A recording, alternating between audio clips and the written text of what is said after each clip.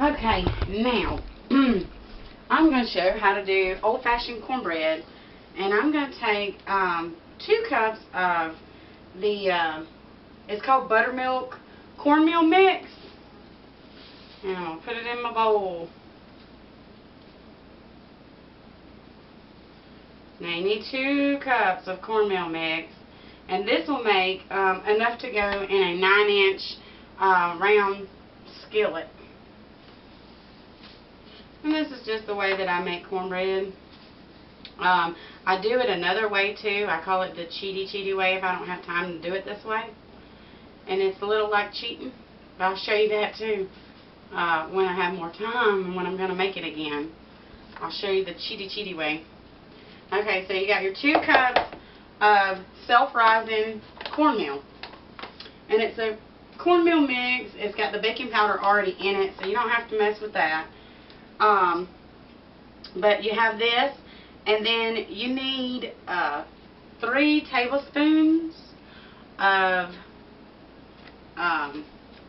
either vegetable oil or shortening. Okay, I don't like to use shortening, so I am going to use the vegetable oil. Let me get that here. So I don't, like I said, the shortening is just a little harder to work with, a little harder to stir up. So I'd rather use the vegetable oil. And it's just regular old vegetable oil. And you're just going to take 3 tablespoons of that. Just like that. And then you're going to take 1 egg. 1 egg and put it in there. 1 large egg. Okay?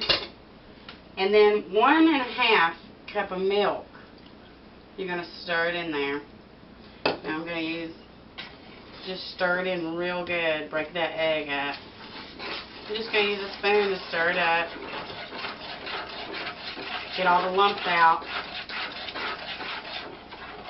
Now, for those of you who like sweet cornbread, you can take just 1 or 2 tablespoons of sugar and put in there if you want to. I myself, I like it sometimes, but not all the time.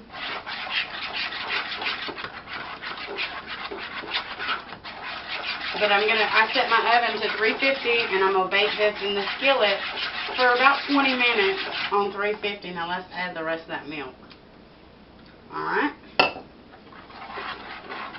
And this is just an old-fashioned way to make cornbread.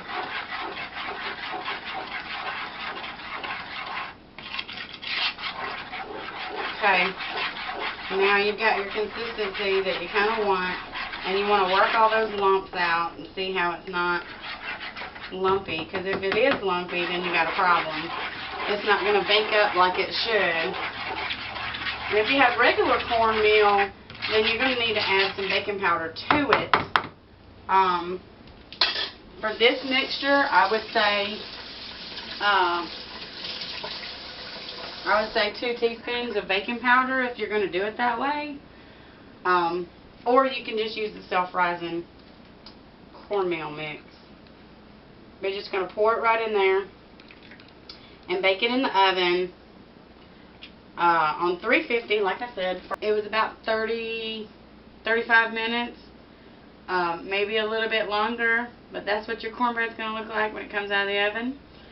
And then it's ready to serve it and eat it, and we just put butter on it and eat it.